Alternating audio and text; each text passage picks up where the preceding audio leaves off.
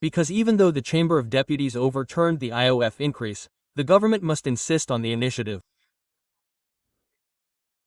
The Attorney General's office, the legal arm of the Lula government, is evaluating legal measures to support the increase in the tax on financial transactions. The entity requested data from the Ministry of Finance to support its analysis. The AGU's decision will be released when it completes the technical evaluation.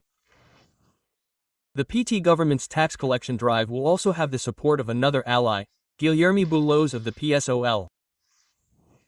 The deputy said that the party will go to the Supreme Court to reverse the Chamber's decision.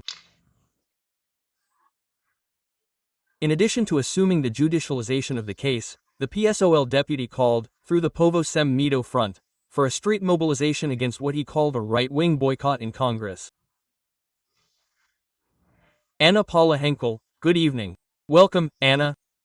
Just so we can quickly recap what happened last Tuesday.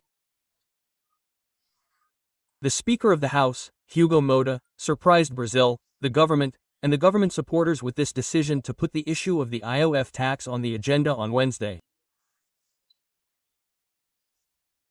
And then the House, with a single vote, 383 votes, overturned the decree of the Lula government regarding the increase in the IOF. Oh, several questions, right? Why did Hugo Mota decide to put this issue on the agenda from Tuesday to Wednesday, during the São João festival, when Congress was empty? The position of the finance minister, Fernando Haddad, in short, a series of questions that led to this historic defeat for the Lula government, which is quite lost now. It is worth considering whether he will really appeal to the Supreme Federal Court, whether he will include the Supreme Court in this fight. Anna, good evening. Paulo. Some questions, right, that you, as you said, what is behind this decision by Hugo Mota and even these votes by the government base against the increase in the IOF? Well, the 2016 and 2026 elections, maybe, right? The voters will start demanding, because it's one thing to get involved in cultural issues, social issues, in the sense of the cultural war, LGBT here or homeschooling there.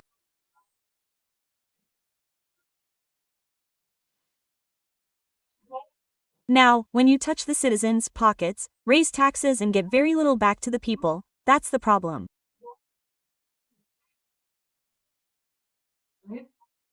Here in the United States, we pay very high taxes, especially here in California, but you see the results of your money being used.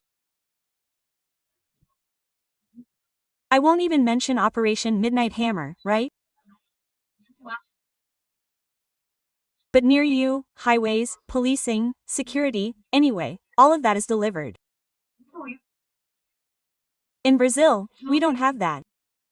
We only have the burden of paying more taxes. So, the issue is 2026, people, right? The parliamentarians are worried about the elections. It could be a bargaining chip there, right? We don't know what's going on behind the scenes in Brasilia, what they're talking about. It could be a possible disembarkation of some members of parliament from this government that is sinking more and more like the Titanic every day. Or Paula, it could be the confidence that the Supreme Court will resolve this. No, the legislature did its job, voted as it had to and blames the Supreme Court, because it has confidence. There is always that confidence that, if the legislature did not vote in accordance with the government's guidelines, which is absolutely constitutional and legitimate in any democracy, it will be left to our Supreme Court to resolve it.